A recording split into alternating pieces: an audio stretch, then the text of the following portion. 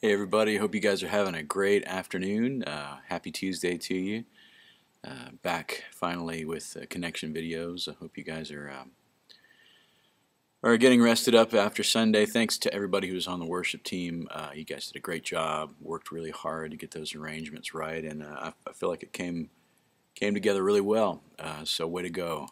I was really happy with it and got a lot of good comments as well.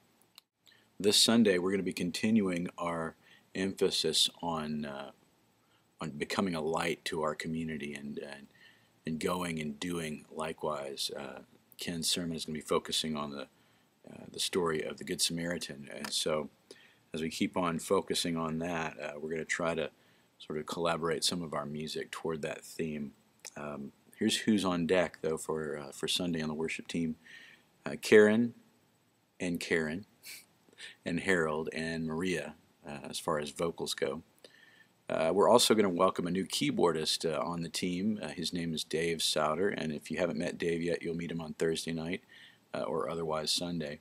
A talented keyboard player, and he plays a couple of other instruments as well. Just a nice guy all around. So when you see Dave, either Thursday or Sunday, make sure you make him feel welcome. Tom is going to be playing electric. Sam is on bass, and then Drew is on the kit for this week. Back at the booth is Mike Barrett and Lois. So this morning I was looking at the story of Zacchaeus actually, and was reading a little bit just in some time I have with God before everything gets going during the day, and I wanted to sort of share with you a couple of thoughts that I had as I was reading that story.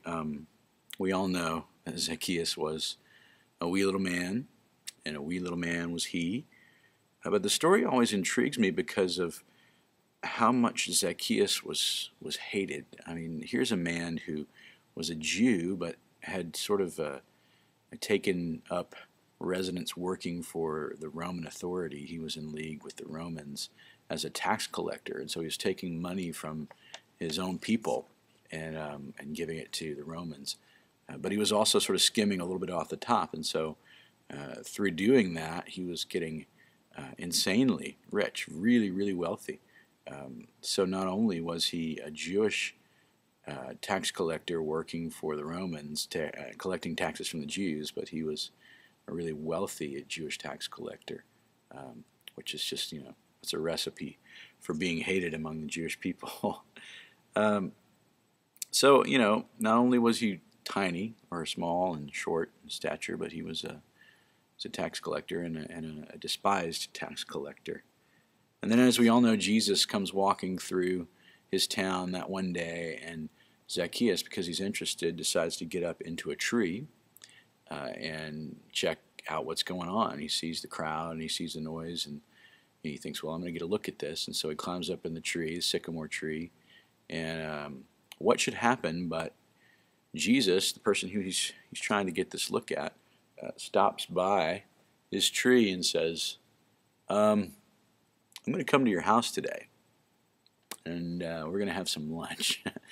And so I imagine Zacchaeus was a little shocked, and the rest of the people in the town were certainly shocked because they got pretty mad at Jesus for going to the house of this sinner to spend time with this guy who was hated in the community, and obviously was the source of a lot of frustration.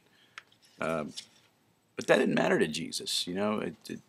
We always have these stories of Jesus sort of blowing past social norms and social understanding, and he invited himself over for lunch, and that was the day that Zacchaeus' life was changed forever. Just a few hours, I imagine, with Jesus, and we read about Zacchaeus committing to changing his life, committing to doing really concrete, practical things to show that he had had this encounter with Jesus, the Messiah. He agreed to pay back everyone whom he had cheated, not just what he owed them, but more on top of what he owed them, which to me is one of those signs, one of those obvious signs of a heart that's had this encounter with Jesus, is just this overflowing, giving heart. The bottom line is that Jesus is really what gave Zacchaeus significance. Jesus' visit, his actions, really Jesus himself is who gave Zacchaeus significance. He gave his life meaning in a single afternoon, in a single meeting at that one tree. Suddenly Zacchaeus' life was woven into the great story of who Jesus is and what Jesus was doing on earth and ultimately did for all of us. And so in reality, what we see is that Jesus is really the only significant thing that will ever stand the test of time in our lives.